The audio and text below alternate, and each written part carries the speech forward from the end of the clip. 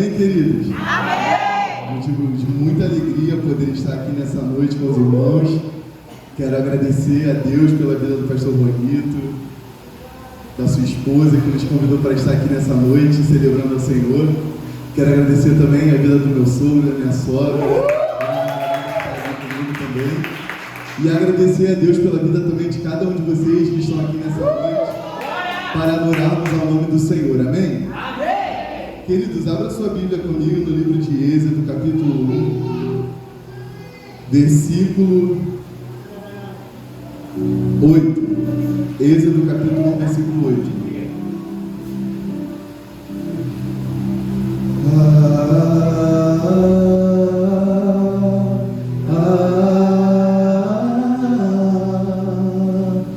Meu amado é o mais belo entre milhares e milhares. Meu amado é o mais belo entre milhares e milhares.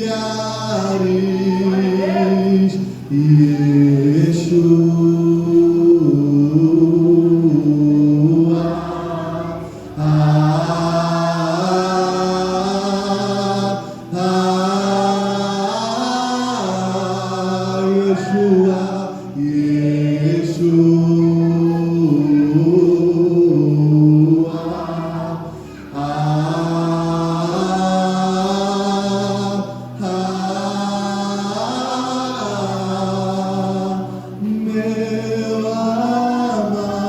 é o mais belo entre milhares e milhares. Oh, aleluia! Quantos acharam? Digam amém? Diz assim, nós vamos ler o capítulo 1, versículo 9 e 10, e depois nós leremos o capítulo 3, versículo 7 e 8, que diz assim: Depois levantou-se um novo rei sobre o Egito, que não conhecera José, e ele disse a seu povo: Eis que o povo dos filhos de Israel é maior e mais poderoso do que nós. Vinde, atuemos sabiamente com eles, para que não se multipliquem, e aconteça que, vindo uma guerra, eles se ajuntem com os nossos inimigos e lutem contra nós, e assim se retirem da terra. Por isso designaram sobre eles capatazes para afligi-los com suas cargas, e construíram para Faraó cidades de tesouros, Pitons e Ramassés. Versículo 12. Mas quanto mais o afligiam, mais eles se multiplicavam e cresciam. E por isso se afligiram por causa dos filhos de Israel. Agora capítulo 3, versículo 7 e 8, que diz: E o Senhor disse: Certamente vi a aflição de meu povo que está no Egito, e ouvi o seu clamor por causa de seus capatazes, pois eu conheço os seus sofrimentos, e eu desci para libertá-los da mão dos egípcios e para fazê-los sair daquela terra para uma terra boa e grande, para uma terra que mana leite e mel, para o lugar dos cananeus e dos heteus e dos amorreus e dos fariseus e dos heveus e dos jebuseus. Agora, portanto, eis que o clamor dos filhos de Israel é vindo até mim, e eu também vi a opressão que os egípcios os oprimem. E você diz amém por essa palavra. Amém!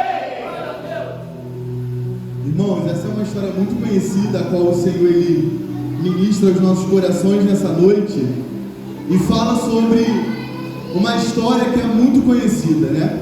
A história de um povo que foi escolhido, que foi separado por Deus para uma grande e boa obra. Nós sabemos bem que desde o início de todas as coisas, o Senhor ele criou o homem com um propósito. Qual o propósito? De se relacionar com ele e através do homem nós refletimos a glória de Deus. Mas nós sabemos bem que através do pecado tudo isso se desfez. Todo esse plano original foi quebrado, foi arruinado. Mas nós sabemos bem que ninguém pode frustrar os planos do Senhor.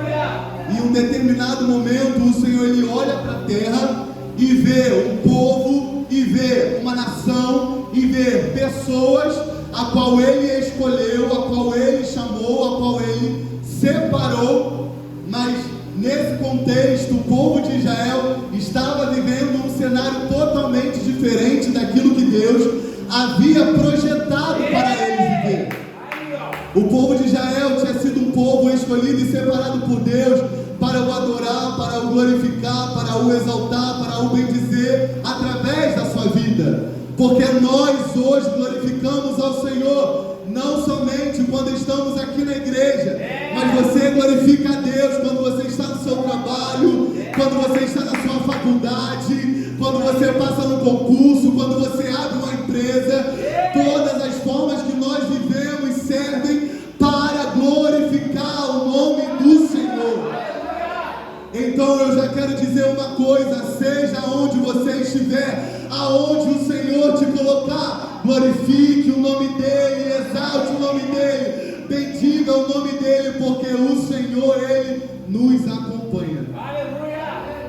Mas nesse contexto onde o povo de Israel estava vivendo, é interessante ver que o povo se levanta no Egito, um tipo de faraó que não tinha conhecido a história de José. E muitas das vezes, na nossa vida, muitas pessoas se levantam contra nós que não conhecem a nossa história. E também não só conhecem a nossa história, mas não conhecem o que nós vivemos em Deus.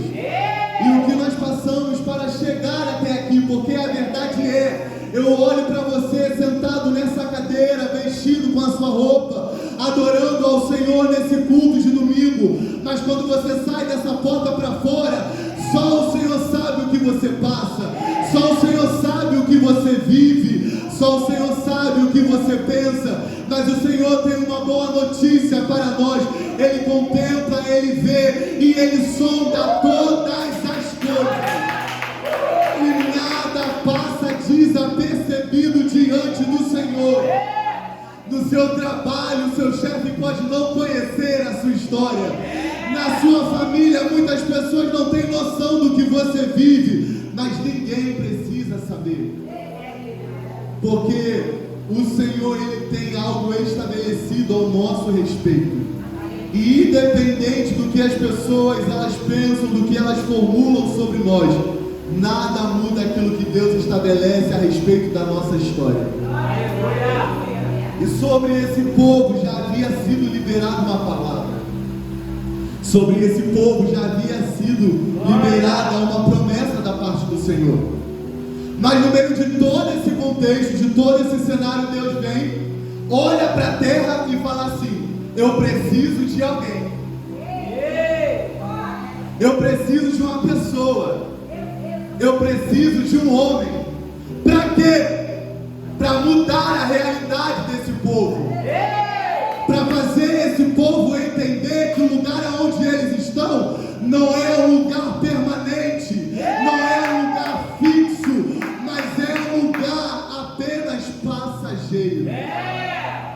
E nesses últimos dias, o que o diabo muitas das vezes ele tenta mostrar para nós é que aquela realidade momentânea que estamos vivendo é um lugar fixo. Mas nada é fixo, tudo é transitório quando nós nos movemos debaixo de uma palavra de Deus. Hoje você está aqui, amanhã você pode não estar. Hoje você está em um trabalho, amanhã você pode não estar. Porque o Senhor, Ele tem propósitos. E quando o Senhor ele estabelece um propósito sobre a terra, a primeira coisa que Ele faz é, Ele não vai descer, mas Ele vai usar alguém para fazer. Porque quando o Senhor Ele olha para nós, muitas das vezes a gente se olha no espelho e não consegue enxergar a capacidade que Deus nos deu de quê? De mudar não só a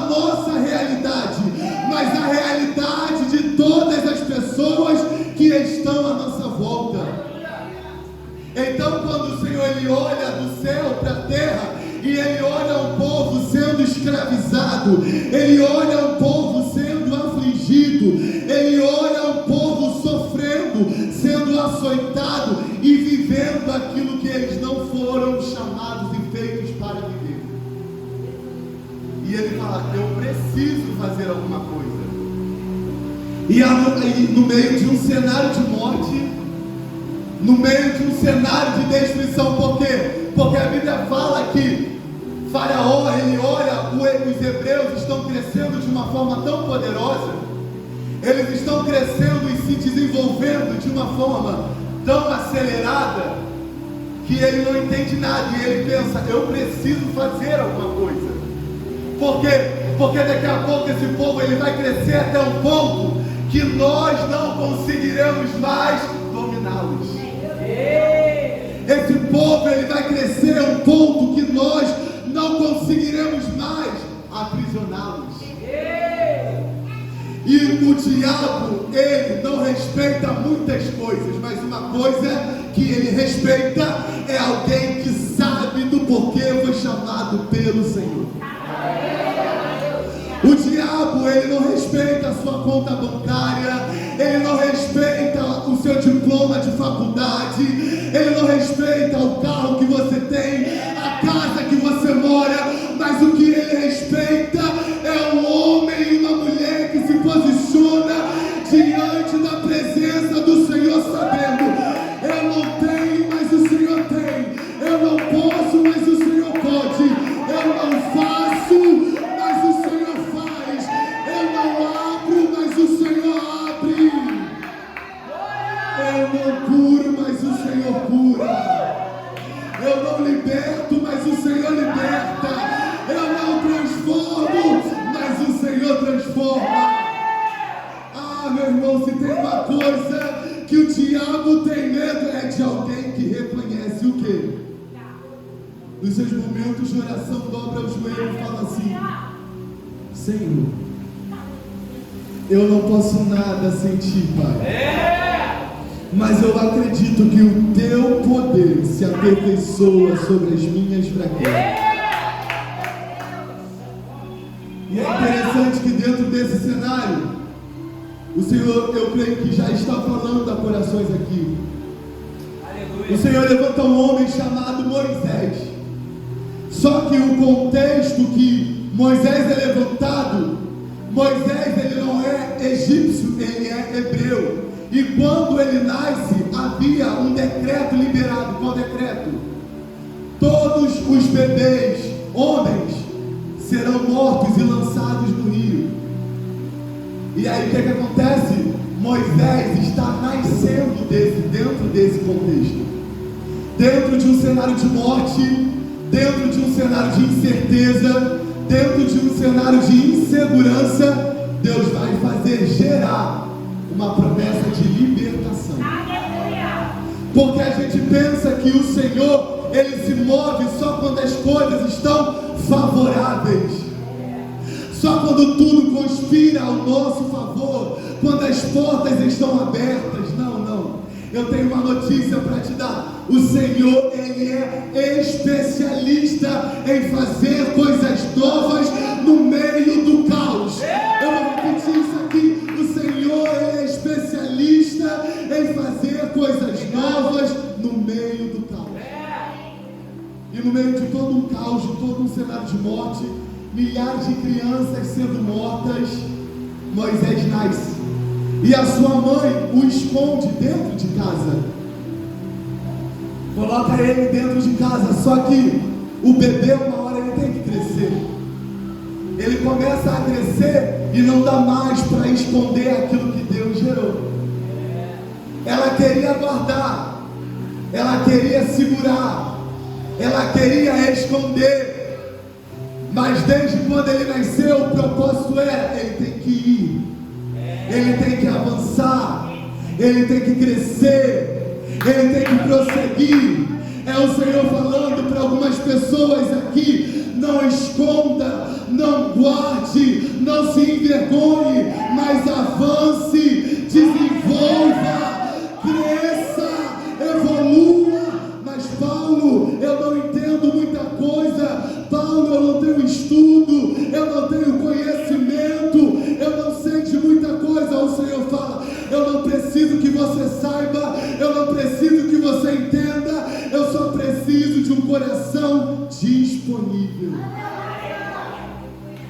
dentro desse contexto que Moisés ele se coloca nesse lugar de um coração disponível. Aleluia!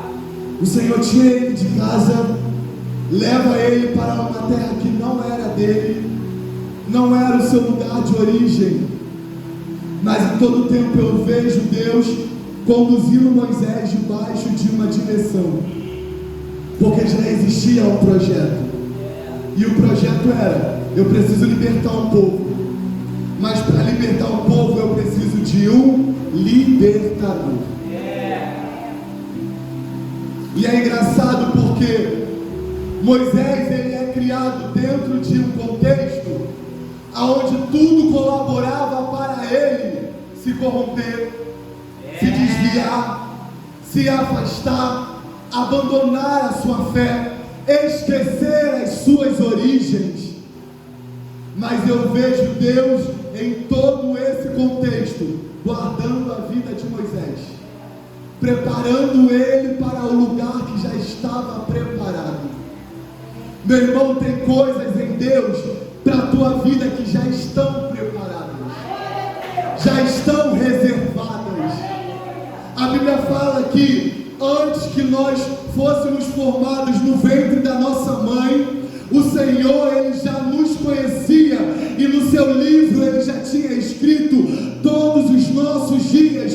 E também da verdade é que tudo que acontece na nossa vida já está tudo programado pelo Senhor. E Moisés ele começa a se movimentar para esse lugar, e o chamado dele de libertação começa quando ele vê um egípcio agredindo um hebreu. E a primeira coisa que é gerado no coração dele é um sentimento de indignação, porque quando o Senhor ele quer nos movimentar para algo, para fazer algo, a primeira coisa que ele vai gerar dentro do nosso coração é um sentimento de inconformidade, de indignação. Você vai olhar para aquela realidade e não vai aceitar, não vai se conformar. Você vai falar dentro de você: Senhor, eu não aceito isso. Senhor, eu acredito que o Senhor tem o melhor para minha casa. E você vai se posicionar em defesa daquilo que você acredita.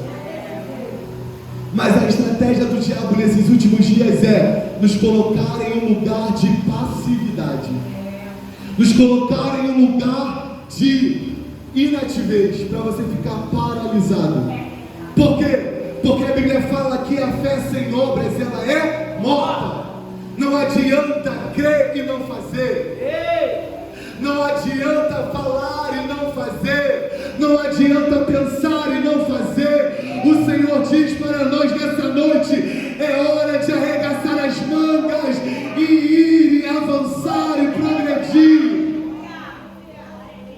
E quando Moisés ele assume esse lugar e tem esse comportamento, eu imagino que Deus olha para ele e fala: era isso que eu queria ver, era esse comportamento que eu esperava de você. E aí você pergunta para mim: mas Paulo, o que isso tem a ver com a minha casa? O que isso tem a ver com a minha família? O que isso tem a ver hoje no contexto que eu estou vivendo? Tem tudo a ver. Quantas pessoas hoje dentro da sua casa estão aprisionadas? Quantas pessoas hoje dentro da sua família estão aprisionadas em vícios, em coisas que elas mesmas querem se desgarrar e se libertar, mas não conseguem? Mas esse poder e essa autoridade não está nelas, está em você. Porque quando nós conhecemos ao Senhor, nós sabemos de uma coisa: o que? Eu vos dou poder. Não sou eu que estou falando, foi Jesus que disse: eu vos dou poder para orar pelos enfermos e eles serem curados, para orar pelos endemoniados e eles serem libertos, para pregarem o Evangelho e salvarem almas para o meu reino, e batizarem em nome do Pai, do Filho e do Espírito Santo. Então a verdade é que esse poder, essa unção já foi liberada sobre nós. Somos nós que precisamos se olhar no espelho e falar: eu tomo posse. Aleluia! Eu assumo isso como uma verdade sobre a minha vida. Eu assumo isso como uma realidade sobre a minha vida. O quê? Porque muitas das vezes o diabo, ele afronta a nossa fé.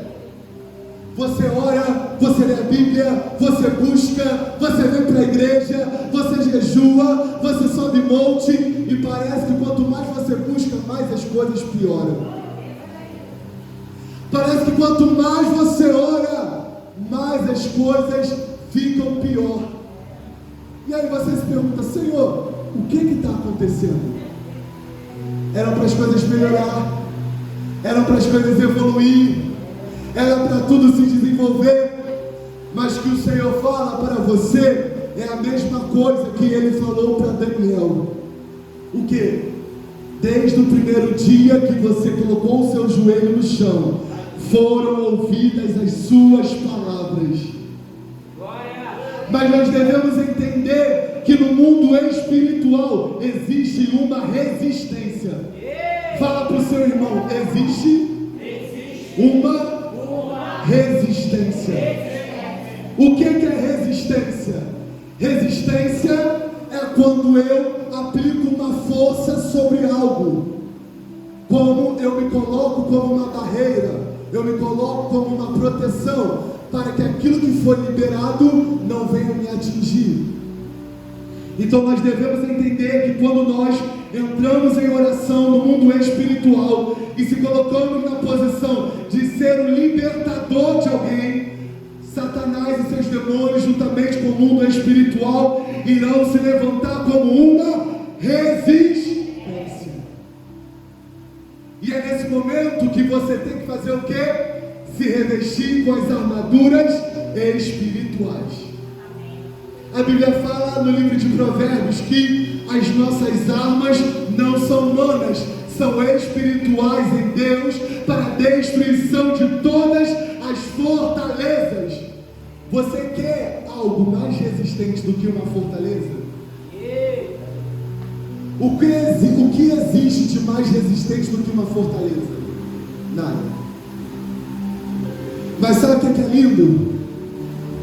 Que quando Deus coloca o povo para entrar na terra prometida, entre a terra e entre eles havia muralhas. E aí qual é a estratégia que Deus dá para o povo? Vocês não vão reclamar, vocês não vão gritar, vocês não vão murmurar, vocês vão adorar.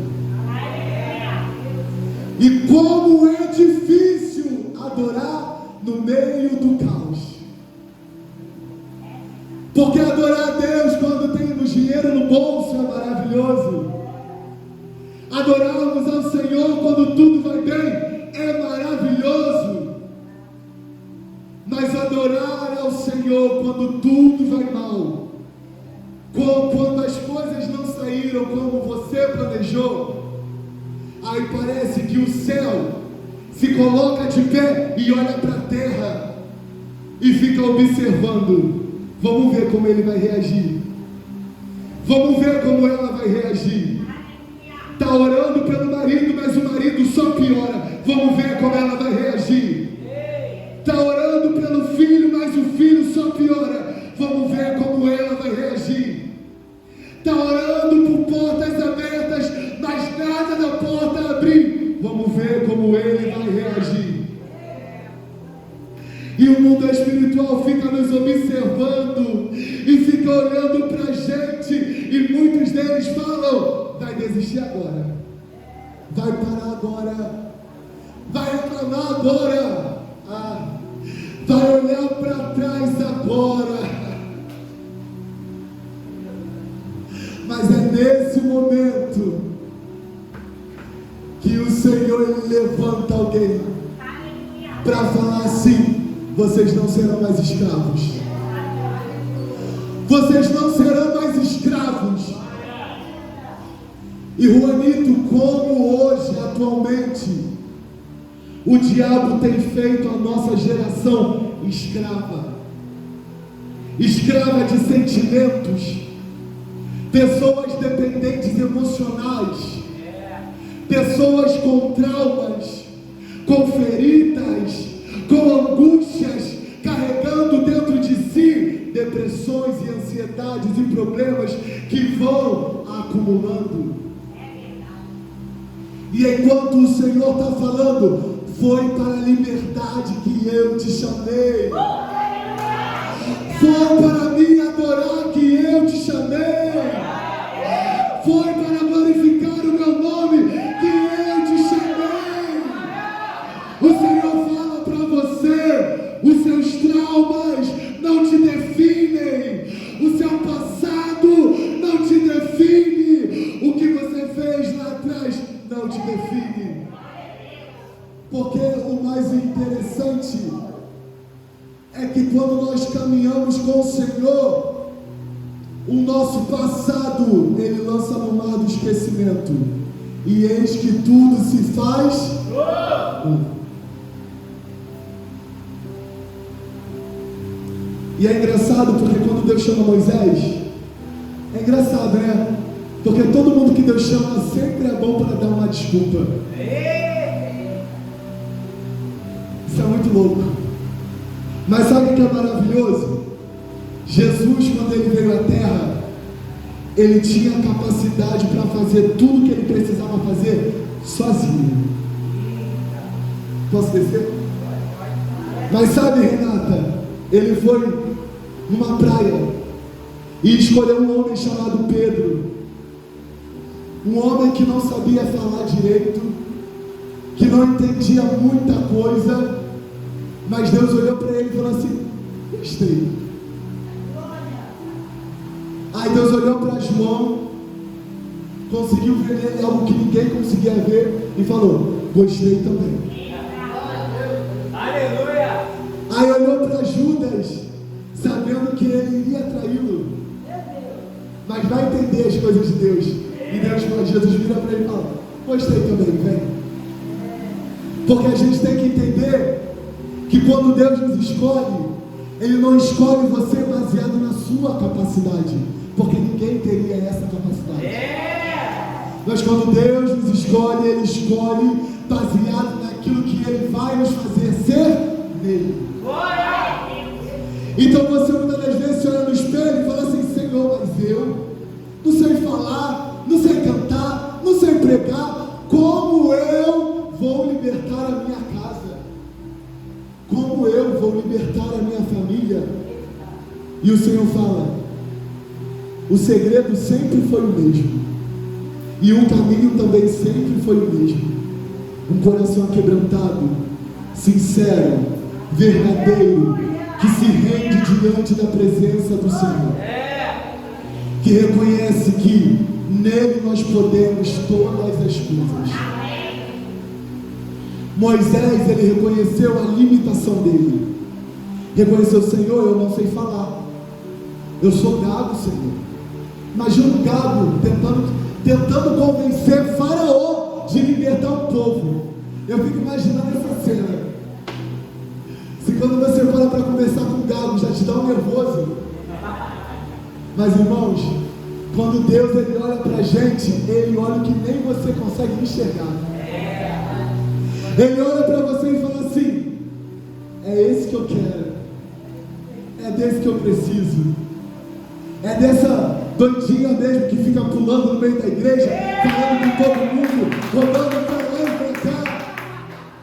Irmãos, a própria Bíblia fala que Deus escolheu as coisas loucas desse mundo para confundir as sábias e as fortes. Então, para ser escolhido pelo Senhor, eu tenho que dar uma de maluco, eu vou dar uma de maluco. E a verdade é que a gente é doido mesmo, porque a gente ouve o que ninguém ouve, a gente vê o que ninguém vê, a gente anda onde ninguém andaria, porque é assim que Deus faz.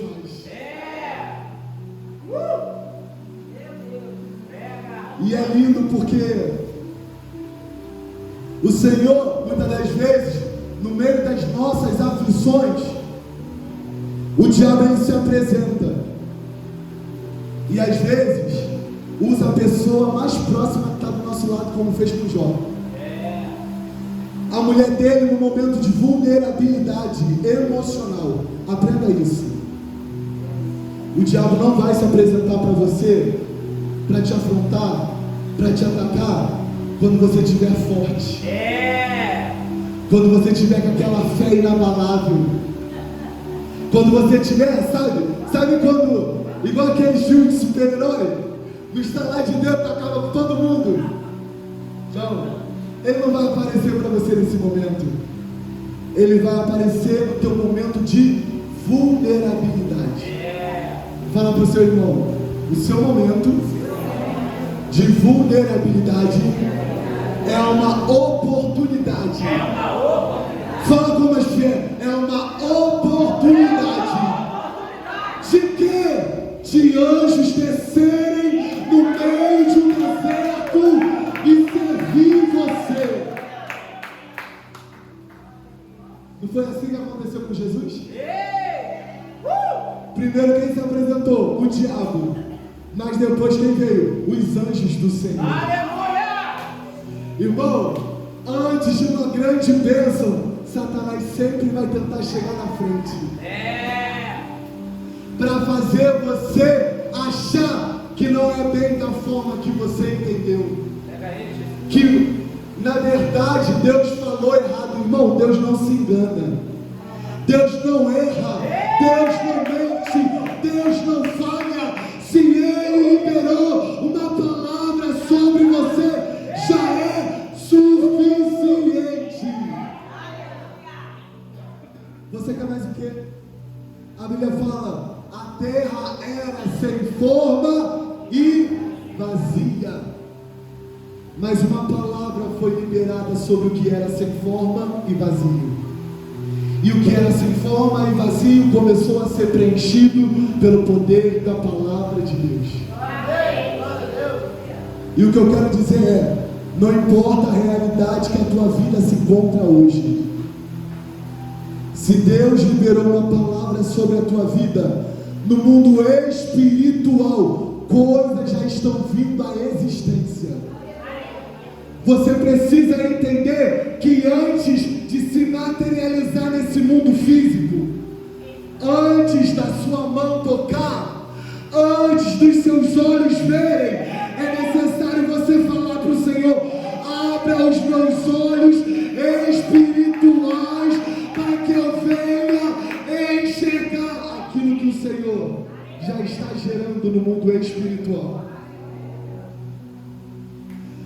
Sabe quando o exército veio guerrear contra Eliseu e o seu servo?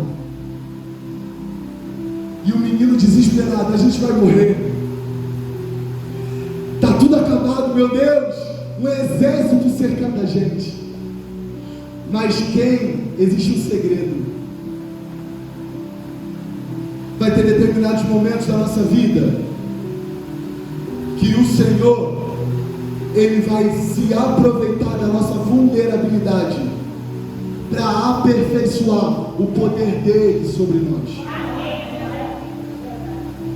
No meio de uma tempestade, foi uma oportunidade que Deus preparou para Pedro andar sobre as águas. O caminho para o povo no meio do deserto havia acabado. E na primeira oportunidade o povo reclama e fala assim: por que você nos tirou de lá? Era melhor a gente ter ficado lá do que você ter trago a gente para morrer aqui. Porque é isso que o diabo faz. Quando a gente começa a passar a luta, quando a gente começa a viver as provações, aí ele vem na nossa mente: quando você era do mundo, você não passava por isso. Quando você estava envolvido naquele esquema, não te faltava nada. Quando você era assim, assado, ninguém fazia isso com você. Ele é especialista em querer trazer o nosso passado outra vez. Mas isso é uma oportunidade que Deus prepara para mostrar para nós o que? Aonde está o nosso coração.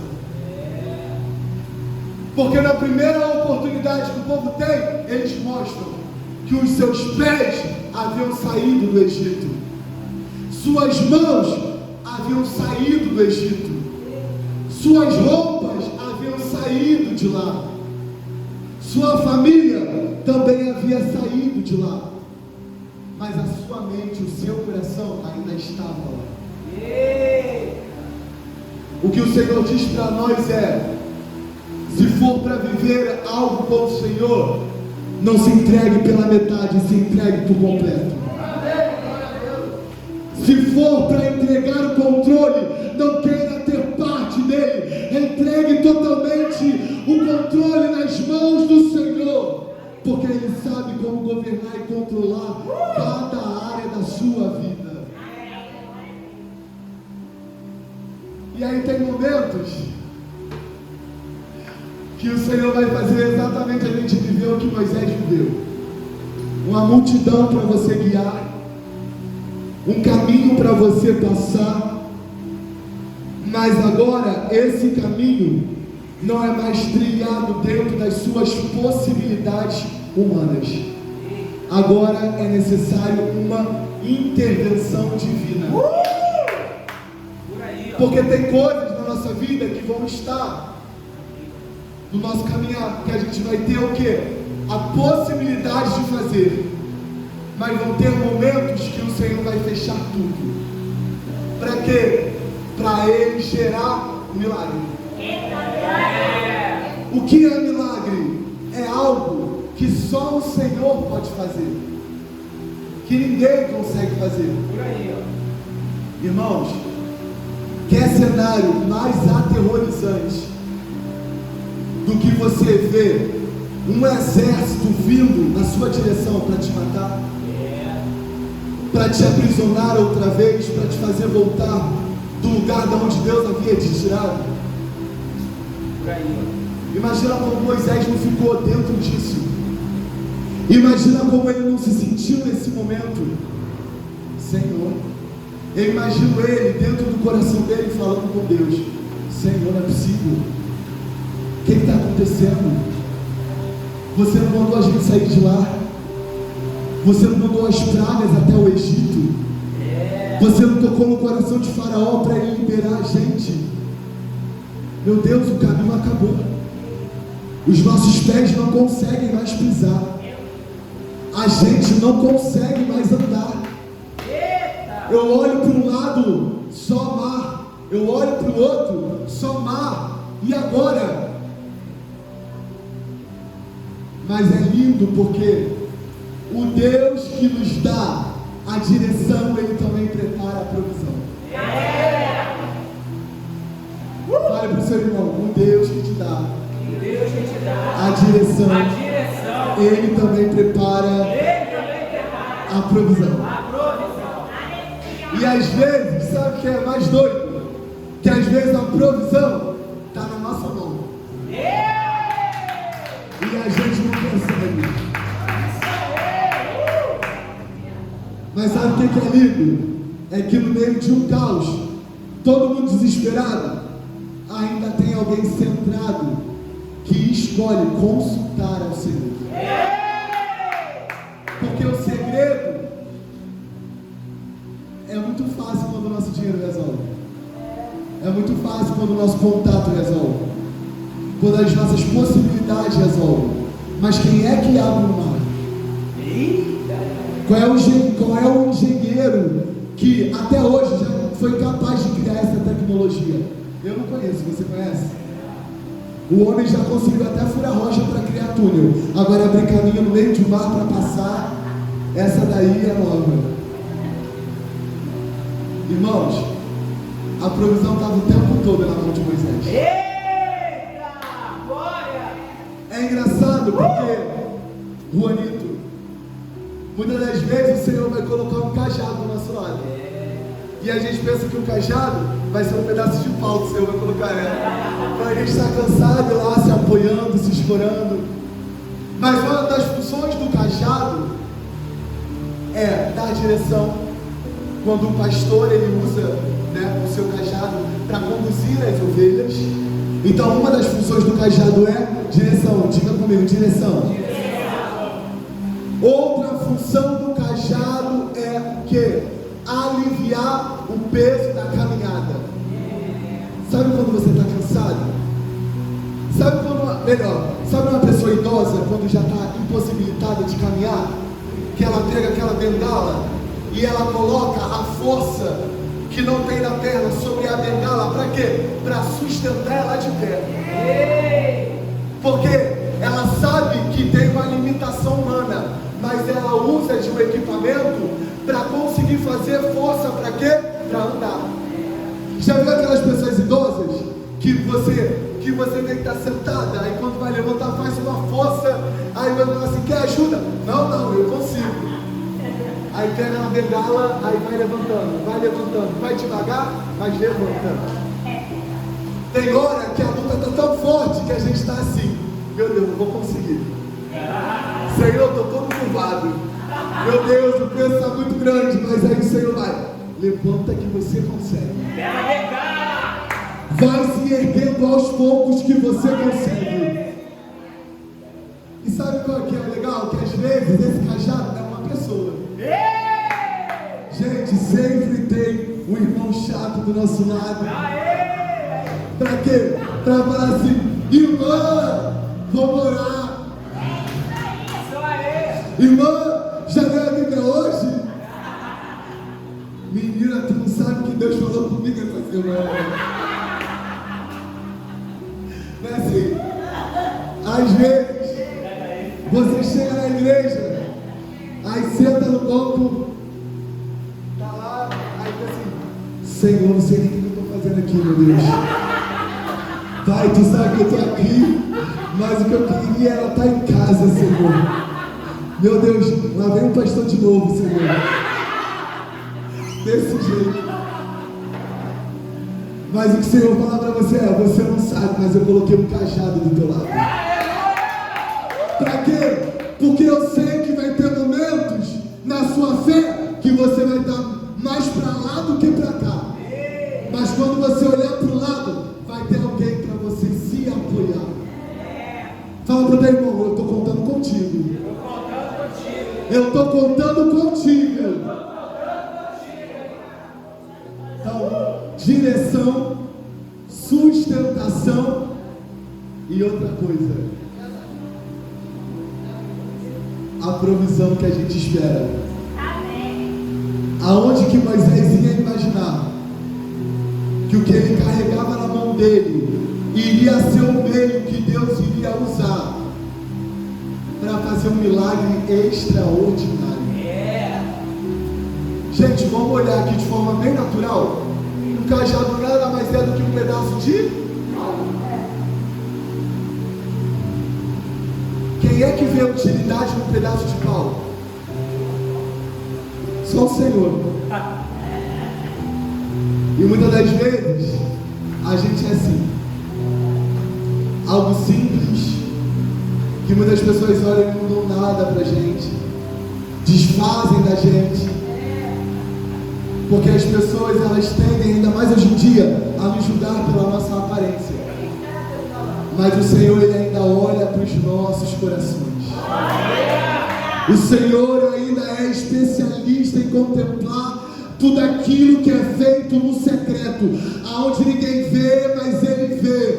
Aonde ninguém vai, mas Ele vai. Aonde ninguém entra, mas Ele entra. E é interessante porque, e eu já finalizo aqui, em um determinado momento, o Senhor, Ele vai fazer com que o povo celebre uma festa para Ele, após passar o mar, abrir o mar.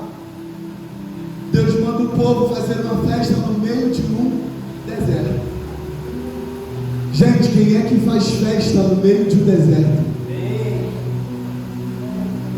Mas era o Senhor fazendo aquele povo entender que, embora eles ainda não haviam chegado no lugar que Deus havia determinado, é extremamente importante a gente, escute isso aqui, é extremamente importante você aprender a celebrar ao Senhor, não na chegada final, mas no trajeto. Porque é muito fácil celebrar na chegada. Você já chegou, você já conquistou, já realizou. Mais difícil é você olhar para a trajetória e continuar adorando. Difícil é você olhar para a caminhada e falar assim: eu continuo acreditando, independente se eu estou no deserto ou não, eu vou celebrar ao Senhor, eu vou adorar ao Senhor, eu vou glorificar o nome do Senhor. E gente, quer ver Satanás ficar doido? É quando ele faz de tudo para a gente parar e olhar para trás, mas mesmo assim a gente decide avançar. Porque você pode não ter muita coisa, mas se você se agarrar à palavra que Deus liberou sobre você, você se torna imparável. E existe uma unção sobre essa igreja. Existe uma liberação espiritual sobre essa igreja. Quando eu entrei por aquelas portas e eu entrei aqui, eu já pude sentir a presença do Senhor. E a palavra que o Senhor manda dizer para vocês é: continue. Continuem. Prossigam. Avancem. Não tenham medo, tenham fé. Não deixem de avançar pelas afrontas de Satanás. Continuem avançando. Não se movam por aquilo que os seus olhos humanos veem. Se mova pelos olhos da fé. Se mova pelos olhos da fé. Se mova pelos olhos da fé. Porque o Senhor trará. O Senhor trará a existência nesse mundo físico. O Senhor trará a existência sobre essa igreja, nesse mundo físico, aquilo que já é real no mundo espiritual. O Senhor diz para nós nessa noite: não desistam. Você não pode parar. Você foi chamado como um libertador. E é normal sentir o peso. Está pesado? Eu sei que está. Está doendo? Eu sei que está. Mas se o Senhor diz para algumas pessoas aqui: se eu te coloquei nesse lugar, é porque você tem capacidade para suportar. E o que você precisa fazer é se revestir com as suas armaduras espirituais, se colocar de pé como um soldado valente e entender o que você já foi alistado para essa guerra, você já foi chamado para essa obra, você já colocou a mão no arado e você não pode, você não tem direito de olhar para trás, mas nós declaramos que essa comunidade, através dessa igreja, verá a glória do Senhor. Essa comunidade, através dessa igreja, será alcançada pelo poder de Deus. Vidas entrarão chorando aqui nesse lugar, querendo receber a Jesus como Salvador, porque essa igreja será levantada dentro desse lugar como uma libertadora, restauradora de famílias, de casas, de pessoas, de lares.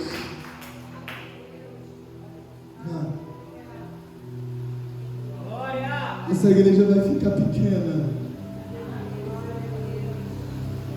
O Senhor escolheu os improváveis nesse lugar para fazer grandes coisas. Uma feita, Paulo, ele disse para a igreja de Coríntios: quando eu fui ter convosco, eu não usei palavras vãs de sabedoria humana, porque os gregos procuram sabedoria e os judeus procuram sinais, mas o Evangelho de Deus é o poder de Deus. Pessoas entrarão aqui enfermas e sairão curadas. Pessoas entrarão aqui endemoniadas e sairão libertas. E o Senhor conta com cada um de vocês que estão aqui para dar continuidade a essa obra. Somem com a sua liderança, ajudem os seus líderes, ajudem o seu pastor, porque o Senhor conta com vocês. Sozinho ninguém faz nada. Sabe o que Deus fez? A única coisa na Bíblia que fez Deus se assustar e intervir foi quando, em Gênesis, os homens se reúnem para construir uma torre. E eles falam assim: nós construiremos uma torre tão alta que tocará os céus. E o Senhor viu que eles estavam tão determinados em um só espírito, em um só propósito, que nada poderia abalá-los, nada poderia paralisá-los, nada poderia impedi-los, porque eles se tornaram um só pensamento, uma só visão e um só propósito. E o Senhor falou: eu vou ter que intervir, porque eles vão conseguir. E Deus desce, confunde a língua de todo mundo e ninguém entende mais nada e a obra para. O que eu quero dizer com isso é: o Senhor vai a cada dia mais unir toda essa igreja em um só espírito, em um só propósito, em um só pensamento. Quando o pastor chegar para falar: Deus me deu isso, isso e isso, alguém vai levantar e vai falar: Deus também já tinha falado a mesma coisa comigo em casa. É uma igreja que se move direcionada pelo Espírito Santo de Deus. E o Senhor vai levar a igreja VIP para esse lugar. Vai levar? Não, já está levando. Ai, irmãos, esse lugar aqui vai ficar pequeno. Não desistam, não parem de crer. Tenha fé, tenha esperança, tenha convicção do que você foi chamado para fazer em Deus. Porque você foi chamado, você foi escolhido, você foi separado para uma grande, uma boa obra. E a única pessoa que pode impedir isso é você mesmo. Se coloque de pé. Glória a Deus. Que se abram os céus.